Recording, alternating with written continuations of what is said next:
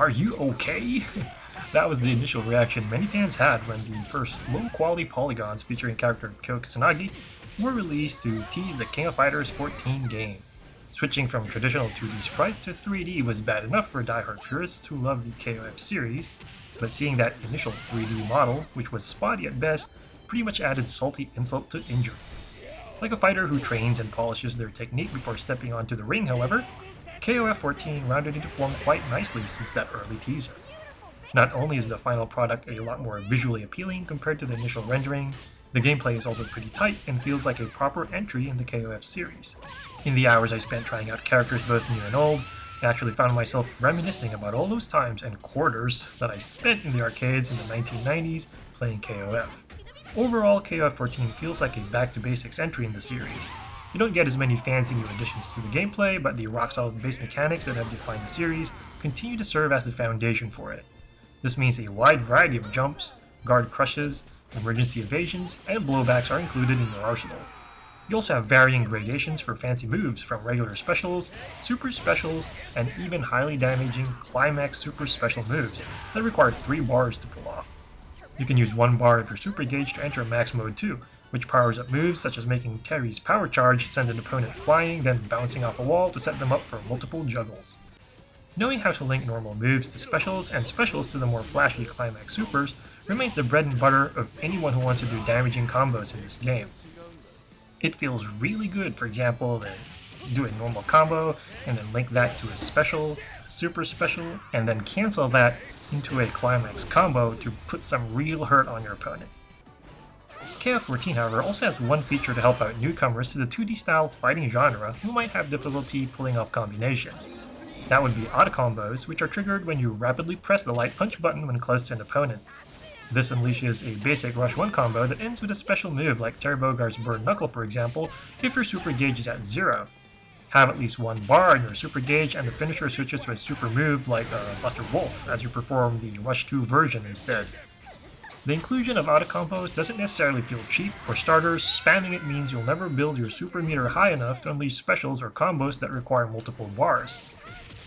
Auto combos also won't do climax moves for you, so veterans who can pull off moves manually still have an advantage over auto combo users. At the same time, having auto combo really helps for novices or even veterans who might have sore thumbs and need to pull off some quick chains. I've found KOF 14's command inputs, for example, to be less forgiving compared to Street Fighter V, which lets me pull off crazy inputs like Zangief's super moves more easily. This makes auto combos nice to have when you need it in a pinch and don't want to risk whiffing a combo when you get an opening. The game's characters, meanwhile, definitely have that KOF feel. In addition to stalwarts such as KOF Kusanagi and Terry Bogard, you also have several new additions who exude that KOF style while adding something different to the mix. This includes the Kiari Pamyu Pamyu inspired Sylvie Palapala, who's one odd character for sure. Her team official invitation partners also bring some unique playstyles to the game, including Kukri's sand teleports and Mian's changing masks. Like seriously, if you pay close attention, you'll notice that her mask changes when she does certain attacks. The game also doesn't take itself seriously, which is reflected in its characters and story. I couldn't help but laugh, for example, at the oblivious trolling of Nakaru teammate Mui Mui when faced against characters like Chang or Mature. Ramon's special cutscene with Team Kim member Luong is also stupidly funny, while Gisas Howard's "Die Forever" quote is pure gold. Then you've got King of Dinosaur's hilarious stream of consciousness inner monologue in Team Mexico's ending. Granted, the story of KOF 14 drips with the typical B-movie cheesiness of the series and isn't as dramatic as, say, Mortal Kombat 10's or even the recently released Street Fighter V's cinematic story mode, but it's still highly entertaining. The 3D cutscenes also look really good and make me wish the game actually looked like that instead.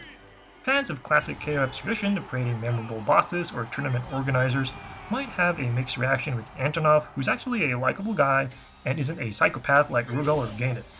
He definitely has a KOF look to him though, and players pining for a final boss with cheap, damaging attacks still have something to look forward to, which I can't talk too much about in this review due to embargo reasons. I'm just not sure if the standard difficulty was lowered though, as KOF 14's last boss is the easiest one I've fought in the series. I actually managed to take it down on my first try, whereas bosses like Rugal and Gainitz took me several tries even in the standard difficulty. If you do fail to defeat the last boss, which happened to me during my 3rd playthrough of the story as Team Official, the game gives you handicap options to make the battle easier. Combined with auto combos, I think SNK is trying to make the game more accessible to newcomers. The AI is also susceptible to cheap patterns, such as Nakaru's Yatoru Poku, for example, or this particular move from Ramon. Over, and over, and over, and over. You get the drill.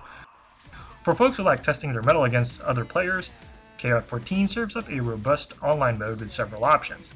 This includes your standard team versus and single versus modes, as well as a party versus that boosts the number of participating players to 6. Your initial rank can range from 1 to 21 depending on how you do in 10 placement matches. There's also an online training mode that lets you create a room with another player to practice. There's even an option to watch replays posted online and live streaming as well. For newcomers, a tutorial mode, while not at the level of Guilty Gear XIV, is pretty robust and helps you understand the basics. Mission mode, meanwhile, includes time attack, survival, and a trial mode that gives you 5 combo challenges to go through for each character. All in all, KOF 14 is a great addition to the franchise that launches with a full feature set, unlike its more popular rival Street Fighter V. It doesn't look as fancy as Street Fighter V, and some veterans might feel that it doesn't add anything revolutionary to the mix. Its fundamentals, however, are rock solid, and the classic KOF style and humor shines. If you're looking for a fully fleshed arcade fighting game experience from home, you can't do wrong in picking up this one.